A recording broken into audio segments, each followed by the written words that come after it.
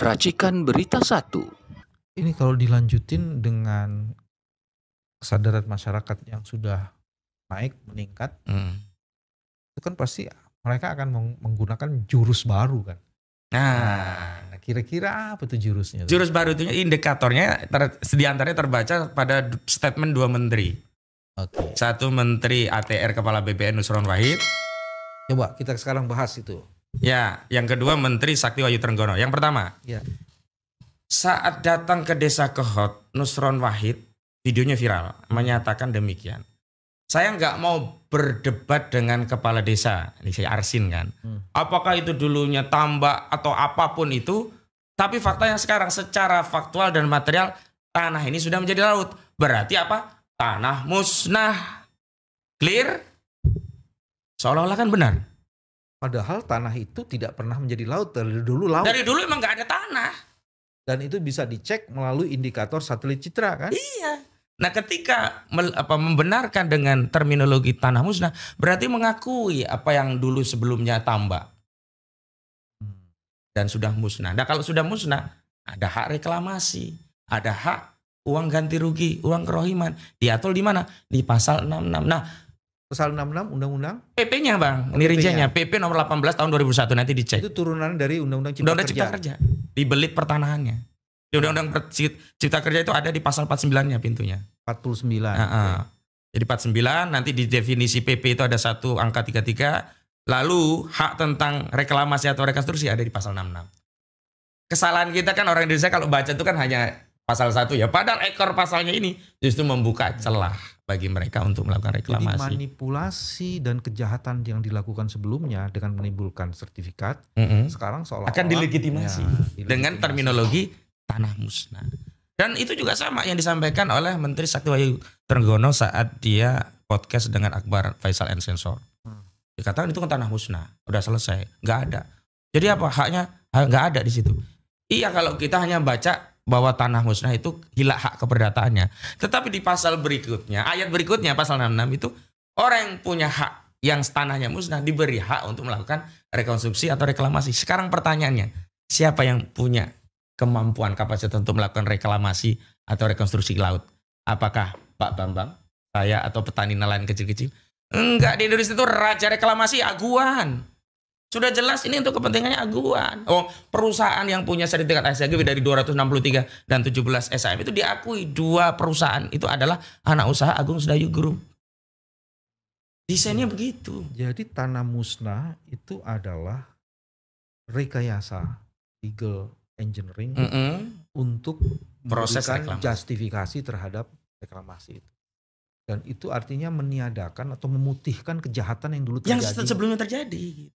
Harusnya itu tidak dianggap sebagai tanah musnah. Memang tidak ada tanah di situ, sejak dulu laut. Sehingga prosesnya apa? Prosesnya adalah bahwa orang yang merekayasa tanah di laut tadi kena pasal 266, 263 setidaknya. Pasti ada pemalsuan dokumen. Pasti ada keterangan palsu dimasukkan atau otentik. Yang ini sedang jalan di Barreskrim katanya kan pasal ini. Tapi kita nggak tahu orangnya siapa. Yang kedua, produknya ini selain ya, nah ini juga saya heran. Upaya penyelamatan itu terlihat dari statement Menteri Nusron Wahid. Pada mulanya dia sebutkan bahwa sepanjang 2022 sampai 2023 telah diterbitkan sejumlah sertifikat di laut. Ada 263 SHGB, ada 17 SHM. Clear. Nah, ketika dia melakukan verifikasi ternyata kenapa hanya 50 yang dibatalkan. Sisanya berdalih karena dia tidak punya kewenangan contrarius actus lebih dari 5 tahun, maka dia harus minta fatwa dari Mahkamah Agung. Padahal sebelumnya dia sebutkan rentangnya 2022-2023. Dan ini nyambung karena PP-nya sebelumnya 2021. Dan nyambung juga dengan pagar laut untuk mengokupasi wilayah laut tadi untuk nantinya dijadikan reklamasi daratan. Karena menurut citra satelit pagar itu baru muncul 2022. Nah kalau ada klaim 2014 itu klaim. Nggak saintifik. Yang saintifik itu adalah apa yang data yang secara ilmiah bisa kita tunjukkan kepada publik. Pagar laut itu 2022 mulainya. Data Google Earth itu menyatakan begitu. Mulai terlihat. Kalau Pak Hartarto itu apa ininya kaitannya dengan Oh. Nah ini rangkaiannya kan dalam konteks kebijakan. Dulu kan kebijakan itu oleh presiden yang memberikan status PSR. Tapi produk hukumnya kan bukan lewat PP atau Perpres. lewat peraturan Menteri Koordinator Bidang Ekonomi. Yang lampirannya itulah dimasukkan PSN ini, begitu. PSN PIK gitu ya. Iya, begitu. Dan disitulah kemudian juga terjadi dari awal memang kejahatan itu sempurna dan ingin ditutupi kan. Iya, betul. Itu diberikan kepada satu korporasi yang tidak berkaitan dengan Agung Sedayu, gitu kan? Bukan, ini perkorporasi bagian dari Agung Sedayu, tapi namanya bukan Agung Sedayu, sehingga bisa berdalih itu bukan kami loh, gitu loh. Oke. Terus tadi katanya ada banyak aset-aset milik negara yang kemudian itu juga diambil alih kayak sungai tadi itu. Ya, ada lagi nggak yang lain? Sungai, jalan itu jalan desa ada. Ya tergantung jalannya nanti aksesnya ada jalan desa yang jelas. Dan kemudian kalau laut kan ada yang itu menjadi common public atau bahasa lainnya itu kan public property ya. Sama lah common public atau public property. Intinya itu milik barang-barang yang negara punya kewenangan mengelola. Termasuk laut ini. Dan hutan Bang. Jadi PSN itu kan ternyata terletak di atas 1.500 hutan lindung yang belum terjadi konversi. Kan berarti dia jelas merampas. Wilayah hutan lindung dijadikan PSN bagi Agung Sedayu PIK 2 ini. Yang dulu itu juga begitu Bang. Awalnya kan mereka membangun narasi ini. Menteri ATR katanya begini. Saya akan mengubah caranya 2 alternatif solusi untuk melegitimasi PSN yang kacau ini yang melanggar hukum karena di atas lahan hutan lindung. Yang pertama, perubahan peruntukan lahan lindung menjadi hutan konversi itu kewenangan di Menteri ATR. Yang kedua, perubahan rencana tata ruang dan wilayah baik di tingkat kabupaten ataupun provinsi. Nusron menyatakan, saya belum mengambil tindakan apapun karena tidak ada yang masuk permohonan terkait itu. Lah kan waktu itu kami protes.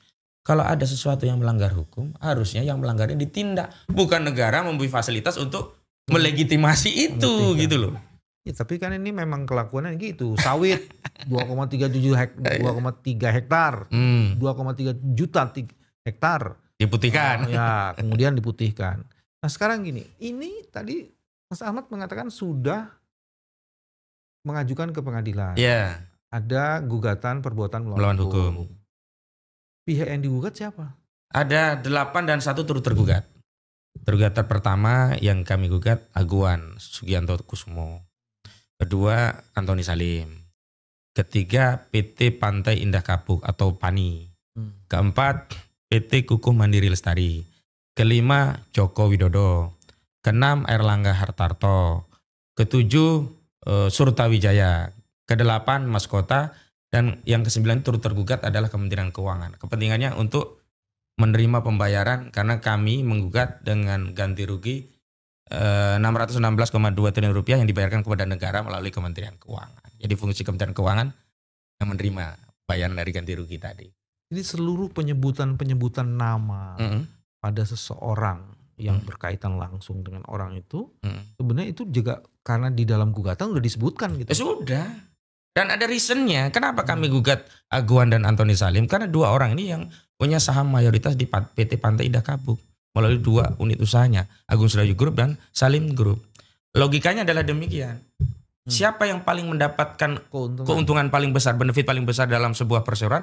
Pemegang saham dong ya. Nah, ketika ada kesalahan, ya pemegang saham juga harus diberi pertanggungjawaban atas imbas atas andil dia punya saham di situ.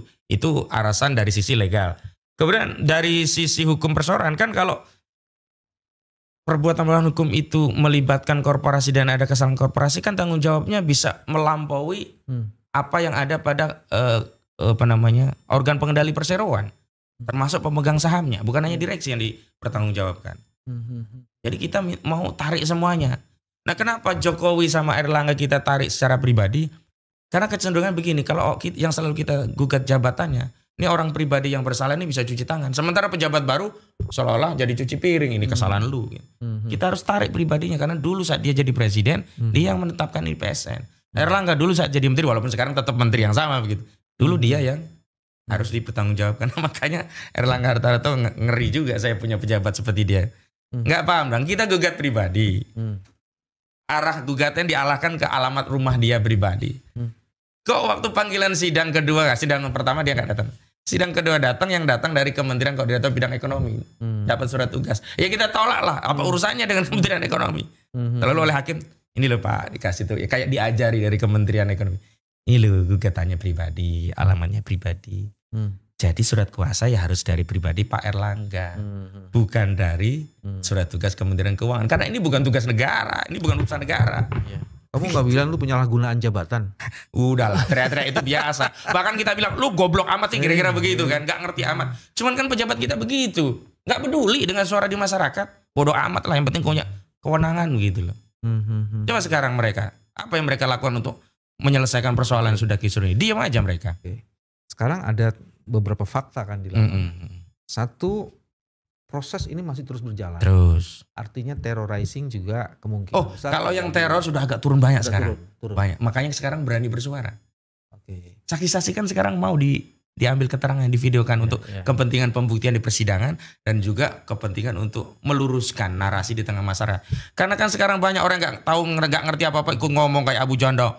Pak Prabowo pagar ini dibuat oleh nelayan, jangan percaya Pak Prabowo kalau dibuat. Itu kan ngerusak itu. Nah makanya ada dua kepentingan. Selain kami siapkan untuk di pengadilan, kami edarkan juga di publik agar tahu. Masalah tanah ditutup pun mereka nggak ngakui. Tanah apa tadi? Tanah sungai di Uruk pun dibantah, kan kebangetan. Makanya kita buat video di atas sungai yang di Uruk. Jadi terrorizing sudah tidak terjadi dengan cukup masif, tapi masih ada. Masih. Terus kedua, sekarang kemungkinan besar itu akan diubah peta masalahnya, konfliknya menjadi konflik horizontal karena ada kelompok-kelompok lain yang dihidupkan dan dibiayai untuk menghidupkan ini. Untuk mengatasi itu apa? Ya kami tentu saja meminta negara hadir kan. Kita ini kan rakyat. Kita nggak punya kewenangan, nggak punya senjata, nggak punya kewenangan. Setelah itu yang ketiga, akan ada media-media yang melakukan counter attack bahwa itu nggak benar. Jadi akan ada perang nih di media ini dan mereka punya kemampuan besar kan untuk memproduksi berbagai macam cerita untuk di media sosial. Kalau sekarang udah kalah mereka. Seluruh media mainstream pun sekarang sudah bicara kebenaran. Saya hadir di beberapa TV, di Bang Karni Ilyas ILC saya juga hadir. Dan semua narasi mereka semua terbantahkan sekarang. Kenapa? Karena ada keterlibatan publik seolah-olah ini perkara mereka dan mereka bersuara di sosial media. Gak kebendung ini Bang. Gak kebendung. Mereka langsung bikin video sendiri. Saat dampak daripada PIK itu pengurukan ada banjir, mereka juga video banjirnya mereka. Ini gara-gara PIK nih kami banjir.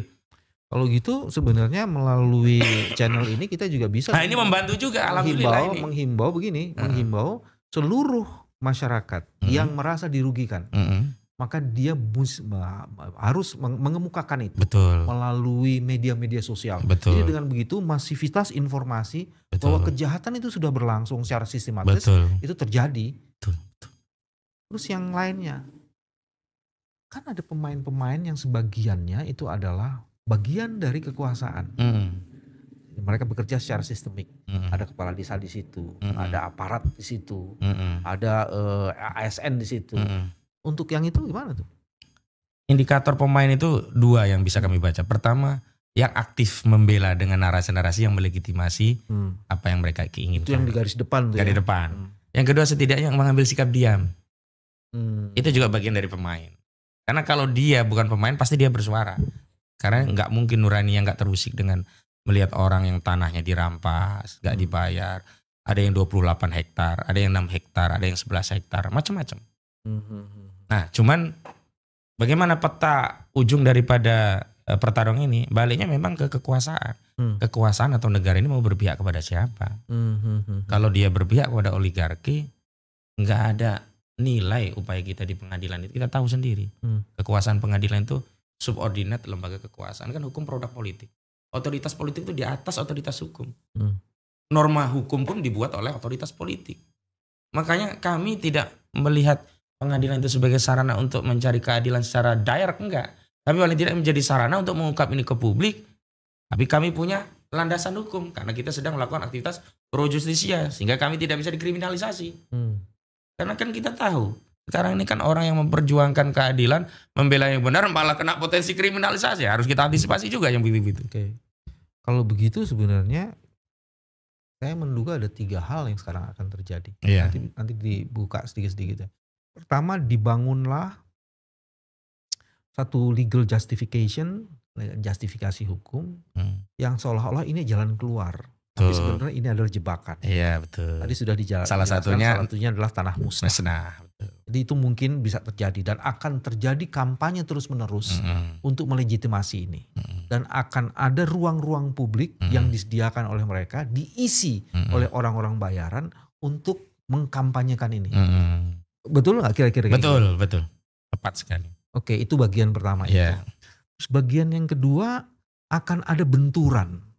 Konflik-konflik horizontal yang direkayasa. Seolah-olah kemudian ini ada kelompok-kelompok yang sebenarnya dia ikhlas, rela tanahnya diambil alih. Cuman ini ada provokator-provokator nih yang menyebabkan ini. Jadi konflik itu diciptakan. Betul nggak kayak gitu? Betul, dan di antara strategi yang kedua, saya di lapangan sudah mulai ada korban-korban itu dihubungi langsung oleh orang-orang mereka mau diselesaikan langsung. Saya bilang begini, kalau dia mau... Maksudnya apa diselesaikan langsung? Ya yang belum dibayar-bayar tadi. Oh, yang tadinya tanahnya dari 200.000 jadi 150 jadi 100.000. Saya bilang begini, kalau mau diselesaikan dibayar itu rezeki kalian, silahkan. Saya bilang begitu. Tapi kalau setelah itu kalian bikin video, jangan, berarti kalian berkhianat pada yang lainnya. Karena kalian setelah terima duit, kalian memikirkan diri sendiri, tapi gak memikirkan yang lainnya. Terima, diam, silahkan. Tapi kalau terima ikut, terima kasih Agung Sedayu, kami sudah, itu pengkhianat itu jadi antek itu. Kami antisipasi semuanya Bang, karena gak mau. Sempat beberapa kali saya dihubungi untuk ketemu dengan korporasinya. Saya kan gak mau. Saya sudah bilang begini, hari ini saya hanya mau diselesaikan oleh negara. Gak mau saya dibawa kendali korporasi. Kalau korporasi yang menyelesaikan, ya untuk kepentingan korporasi Bang. Gak mungkin dia berpikir untuk semuanya. Dan saya gak mau juga, ada orang-orang beberapa merintil nih minta lewat saya diselesaikan. Kalian ini tahu saya punya kepentingan pribadi, sedangkan kita sedang memikirkan kepentingan rakyat semuanya. Kalau ini yang merintil maju, begitu mereka selesai, saya nemui, ini pasti udah gak mikirin yang lainnya. Itu karakter kita kan begitu. Begitu kepentingannya selesai kan gak mau berjuang. Nah saya gak mau gitu. Saya mau fokus dulu negara hadir. Begitu segera negara setelah hadir, melakukan audit menyeluruh, negara yang menjadi mediator untuk menyelesaikan, nah salah. Itu aman begitu. Yang ketiga, proses ini akan di slow down. Diulur-ulur. Dibuat sampai lupa. Sampai napasnya habis. Ya, dia bilang, oke saya ambil alih. Ya, mana ambil alih cuman gak pernah diselesaikan. Juga, iya. Jadi membuat seluruh proses ini mengalami turn down, turun, sehingga kemudian tidak mendapatkan perhatian publik lagi, dan kemudian ciptakanlah masalah-masalah baru yang akan menutup kasus ini. Kayak gitu juga gak sih terjadi itu? Mungkin. Dan hari ini kan sebenarnya sudah terjadi kayak melon. Gas melon itu kan masalah dibikin sendiri, selesaiin sendiri. Dibikin sendiri apa? Bikin aturan gak boleh diecer. Begitu rame kembali boleh ngecer. Itu masalah dibikin-bikin sendiri. Bukan masalah yang timbul karena keadaan ya. Masalah dibikin-bikin sendiri, diselesaikan sendiri, jadi pahlawan sendiri gitu loh. Ini memang diantara yang umum atau menjadi semacam template ya kalau menghadapi kasus-kasus besar kan begitu. Pengalihan dengan beberapa kasus receh. Kemudian nanti akan ditarik masalah yang misalnya radikalisme dan sebagainya, itu biasalah. Tapi kan begini, kami bersyukur sejak era sosmed yang terbuka, meminjam istilahnya Mas Bambang ya, kewarasan publik itu yang akan memverifikasi semua informasi. Apalagi banyak yang menjadi korban. Umumnya orang yang menjadi korban atau orang yang empati dengan korban gak akan diam dengan narasi yang gak sejalan dengan nuraninya. Dia akan berjuang, mengcounter. Nah fungsi kami itu adalah mendorong, mendelivery masalah ini menjadi masalah publik sehingga yang membela itu bukan kami saja tapi seluruh masyarakat dengan caranya. Ada ya dengan like, share, komentar. Kan sekarang semua ya kalau lihat video-video yang pro Agung Sedayu itu udah habis diajar sama netizen kita. Untuk terobosan, breakthrough, apa yang mesti dilakukan negara? Kita kan harus keluar dengan satu solusi itu atau alternatif penyelesaian. Apa yang mesti dilakukan? Saya sudah sampaikan berulang kali. Yang pertama kalau udah begini hentikan semuanya dulu. Moratorium seluruh proses itu. Nah setelah itu lakukan audit menyeluruh. Audit kinerja, audit keuangan, termasuk audit hukum. Kemudian selesaikan sesuai dengan apa yang menjadi hak-hak rakyat. Kalau rakyat ya memang ridho tanahnya dijual, ya selesaikan. Tapi kalau gak ridho, kembalikan. Kalau pengembang mau membangun sesuatu, rakyat tadinya tidak ridho, kemudian dia menawarkan lebih besar, kemudian rakyat ridho, gak apa-apa. Karena yang namanya perampasan itu kan terjadi karena apa? Mengambil tanah milik orang lain tanpa keridhoan. Itu definisi perampasan yang kami sampaikan kepada masyarakat. Mengambil tanah milik orang lain tanpa keridhoan. Baik tidak ridho karena harga, apalagi tidak dibayar harga. Artinya kalau keridhoan itu kembali, misalkan harganya dikembalikan, ya kami serahkan kepada pemilik tanah. Tapi audit hukum tetap harus jalan. Siapa yang salah, yang menipu, yang ngambil laut dan sebagainya tetap harus diproses hukum. Oke. Boleh diminum. Boleh, terima kasih. Jangan lupa kalau bersemangat terus lupa minum. Iya, terima kasih. Aku minum dulu. Begitu. Breakthrough ini diperlukan, cuman kan harus ada instrumennya.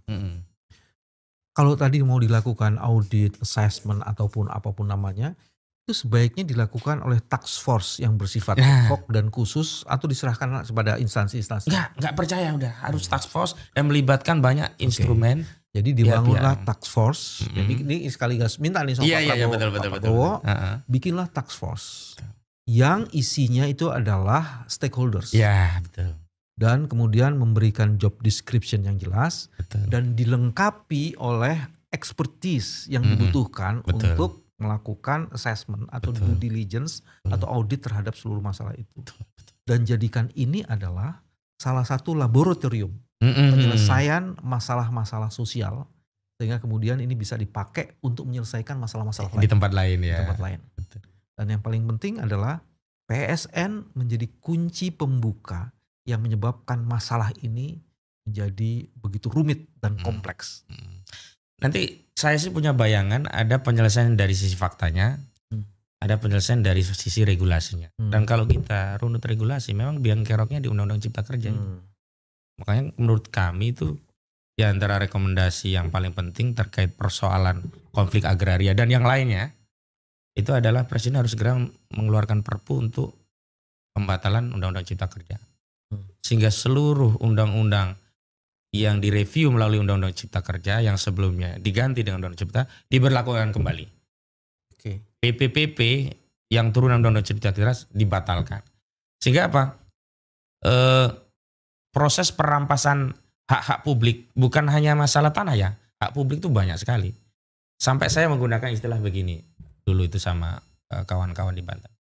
Lah iya, kalau dulu oligarki itu merampok tanah kita berupa nikel, batu bara, timah, di gunung-gunung, di lembah-lembah, kita diam. Ya wajar karena jauh dari kita. Nah sekarang dia merampas tanah di kampung kita, di halaman kita, sawah tempat kita mencari hidup, tambak mencari hidup, kok kita masih diam gitu loh. Nah akar masalahnya ternyata di Undang-Undang Cipta Kerja. Maka kalau diterbitkan Perpu untuk membatalkan Undang-Undang Cipta Kerja, lalu nanti proses harmonisasi undang-undang itu tidak boleh lagi dengan menggunakan pendekatan omnibus. Kenapa? Kalau sudah omnibus, ini rincian masalah pada sektor yang di omnibus itu tidak menjadi lengkap. Dan yang menarik kan kemarin itu kan substansi omnibus law Cipta Kerja itu paradigmanya adalah awalnya kan Cipta Kerja, sebenarnya bukan Cipta Kerja, Cipta Investasi. Kepentingan lebih menguntungkan pada investor oligarki. Sehingga apa? Normanya itu hanyalah norma untuk melayani oligarki agar mereka mudah untuk berbisnis tanpa memikirkan apakah kemudahan berbisnis para investor tadi merampas atau tidak hak-hak rakyat. Ternyata faktanya merampas hak rakyat. Begitu. Teman-teman, ada beberapa hal yang penting untuk dirumuskan. Bagian pertama, kejahatan itu begitu sempurna. Kompleksitasnya menghardik kesadaran kita dan nurani kita. Dan ini sudah tidak bisa dibiarkan. Karena kesempurnaan kejahatan itu awal dari sebuah masalah dan azab akan ada di situ. Yang kedua, Undang-Undang Cipta Kerja itu ternyata menjadi biang kerok yang menyebabkan seluruh kompleksitas kejahatan itu terjadi. Dia sudah tidak bisa disebut lagi sebagai Undang-Undang Cipta Kerja, tapi Undang-Undang Cipta Oligarki. Karena menghasilkan oli bekas dan oli busuk. Sehingga kemudian harus ada upaya yang serius untuk mendelegitimasi Undang-Undang Cipta Oligarki ini. Terus yang ketiga, harus ada satu upaya yang menghadirkan negara. Tim khusus, task force yang bersihkan stakeholder yang ditopang oleh para ekspertis yang melakukan review terhadap peristiwa, terhadap kebijakan, dan terhadap dampak yang harusnya kemudian bisa diatasi perlu dilakukan. Inilah cara kami menjaga kewarasan, karena hanya dengan kewarasan harapan bisa kita jemput. Masya Allah. Selamat datang orang-orang waras. Allahu Akbar. Terima kasih. Assalamualaikum. Waalaikumsalam warahmatullahi wabarakatuh. Oh.